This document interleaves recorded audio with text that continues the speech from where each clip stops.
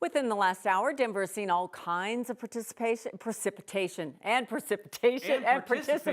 you want. A little snow. Just Let's go out in it. participate at Coors Field. And then it flipped to rain here at Spear and Logan. We've even seen some lightning and thunder out there, and we've heard reports of small hail. That's participation you don't want. Sure. Okay, at the same time, the mountains are getting plenty of snow.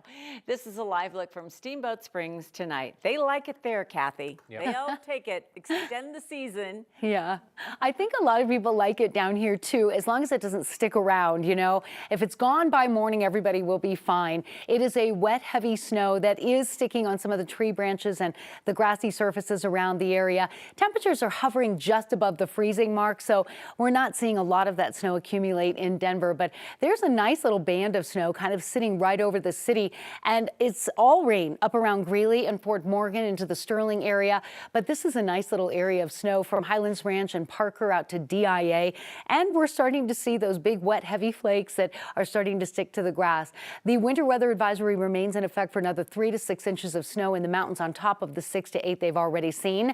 We'll see the snow and rain continue in Denver for another couple hours and then kind of wind down. We'll get some clearing skies later on, and we'll get a bit of a break from this wild weather pattern for one day. Temperatures trending right about freezing or slightly above over the next few hours, and weather headlines include mountain snow again turning heavy, more rain and snow on the way for Denver, and we could see accumulating snow by the end of the week. What does that mean for the Rockies home opener? We'll have all those details just ahead. Tonight, we've learned 9 college students in Colorado have had their visas revoked by the Trump administration as it punishes student activists for speech. Secretary of State Marco Rubio coming right out and saying that he's looking to deport students who are involved in activism. 9 News reporter Spencer Soyser joins us now. And Spencer, you've spent the day trying to get more information from schools in our state. Yes, some schools like Colorado State and the CSU system have seen their students' visas revoked. We're working to learn more about why specifically, but an immigration attorney says it could be a First Amendment violation. Some international students studying at universities across Colorado are being asked to get out. They first want you to self-deport, which means they want you to leave. If you don't leave, they have to formally put you in deportation proceedings. 5 students at Colorado State University in Fort Collins have had their student visas revoked by the Trump administration. Same for another 4 students at CU Boulder and at UCCS in Colorado Springs. The universities haven't confirmed why their visas are being pulled. But last week, Secretary of State Marco Rubio said the administration was revoking at least 300 student visas, saying they're, quote, not here to lead activist movements. Basically, what Marco Rubio is saying is, if you come to my house and you disrespect me in my house in some way, and evidently that applies to even speech, I have a right to kick you out. Matt Sheftel is a Denver-based immigration attorney. He says Rubio and the Trump administration are revoking visas from people who oppose the U.S. position on foreign policy. They're expanding what that means. It obviously abuts directly with First Amendment rights. NBC News reports at schools in other states, the administration has targeted students who participated in pro-Palestinian protests. 9 News is working to confirm which countries these students are from and whether they participated in protests before their visas were pulled. But Shaftel says the Trump administration is setting up a battle over who the First Amendment protects. This is going to go up the courts, and it's going to be a direct First Amendment. How much does that apply to non-citizens, and can they do this? We also reached out to DU, Colorado College, and MSU Denver today. They say they're not aware of any of their students having their visas altered, but this appears to be very fluid. As recently as this weekend, CSU told us that none of their students have been affected, and now that's changed. Spencer Soyser, 9 News. New tonight, second man who escaped the ICE detention center in Aurora is back in custody tonight. U.S. Marshal Service says they arrested Guilan Vito Romero on a bus at Colfax and Cherry in Denver today. Aurora police say he and another man walked out of the ICE facility 2 weeks ago after a power outage caused an exit door to unlock. The other man was caught a few days later. The U.S. Marshal Service claims that Vito Romero is associated with the Venezuelan gang Tren de Aragua, but they would not share why they believe that. The Trump administration's claims about gang ties have been challenged as shoddy or non-existent, and some detainees haven't had the chance to challenge the evidence against them.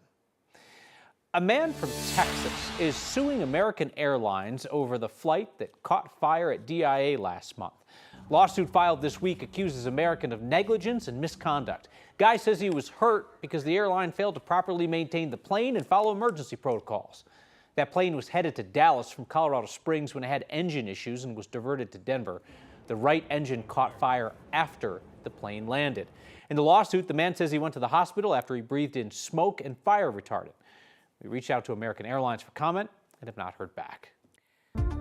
9 News Investigates has learned that fire inspectors found problems months before an assisted living home in Centennial burned down, killing 2 people and sending 4 others to the hospital. St. Francis Assisted Living 2 caught fire Thursday morning. Fire officials blamed it on a cigarette that wasn't properly put out.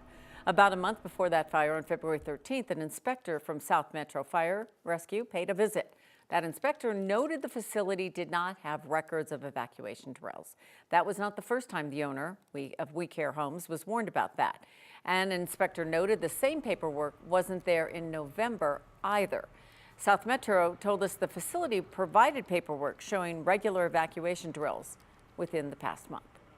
Anytime we have people living in an area, overnighting in a building where their mobility or their ability to respond to an emergency situation is impaired in some way, it's critically important that they and their caregivers practice how to react properly in an emergency.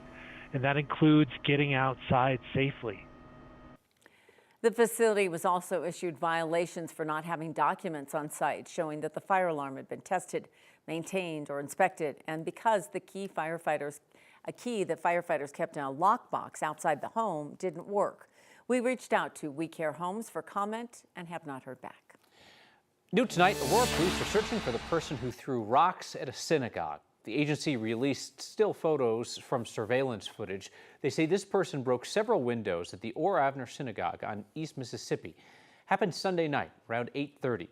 If you have information about what happened, you're asked to call Aurora Police. This afternoon, Denver police released a picture of a woman wanted in connection to a murder. DPD says they are looking for this woman, 35-year-old Kasha James. Police say she is wanted for a shooting that happened just after 10 p.m. March 20th that left a woman dead. It happened off East Bruce Randolph Avenue, 2 blocks west of York Street. If you know where James is, call Metro Denver Crime Stoppers. You can remain anonymous and earn up to $2,000. Today, a number of witnesses told a jury in Boulder that the woman accused of hitting and killing a cyclist didn't brake before the crash. Yeva Zilmanik's Sky, accused of killing 17-year-old Team USA cyclist Magnus White while he was biking on Highway 119. In court, witnesses said that as her car veered off the shoulder, she made no attempts to stop before hitting White. In the arrest affidavit, investigators say they believe the driver may have fallen asleep at the wheel. Prosecutors say she was exhausted after a late night of partying and drinking with her friends and chose to get behind the wheel. The woman's attorney argues she is not guilty of vehicular homicide, instead saying she's guilty of careless driving causing death, a lesser charge with a shorter sentence. Her trial is expected to last through the end of the week. The city of Aurora is in the running to land the Broncos' new stadium if the team builds a new one. Team owner and CEO Greg Penner revealed that at the NFL owners' meetings. Penner said he's looking at whether to continue with the Broncos' open-air stadium concept or go with a partial roof covering, retractable roof, or a dome. Could host the Super Bowl. The roof decision would also help determine the playing surface, whether it's grass, artificial turf, or sod that could be rolled in and out. The Broncos' current lease at Mile High with the Stadium District expires at the end of March 2031. So if there is a new Broncos stadium, if that remains at least 6 years away. We can wait, maybe. Okay, independent bookstores say bookstore culture is back in Denver. And while one business thinks it's the city's best kept secret, Oprah thinks more people should know about them. Oprah's good at telling people about things. She knows what's up. Oprah says things and then people know about them. 9 News reporter Janelle Finch takes us to the shop at Matter. This celebrates an African-American art group in Chicago. There's a little something for everyone at the shop at Matter. The Black Experience in Design. It's an amazing book. Co-owner Rick Griffith says it's by design. This is a safe space psychologically, intellectually, physically for a lot of people. He says the mission goes beyond what's on the shelves. We are really proud to have an incredible intersectional community here. We offer book clubs and we offer books, typography, art section. Griffith came up with the Shop It Matter 25 years ago. He says it started as a graphic design studio. It's just... and grew. Of course, I'm overwhelmed, but I'm absolutely loving this community and what they do with us. The store grew so much, it caught the attention of Oprah Winfrey in 2020. Each year since, she's highlighted the store on her map of Black-owned bookstores in the U.S. A few people knew we were here, but we were largely Denver's best-kept secret. Griffith says the secret is out, and now more and more people are seeing him through the words and books in his shop. This is a reflection of our values and the things that we enjoy in the world.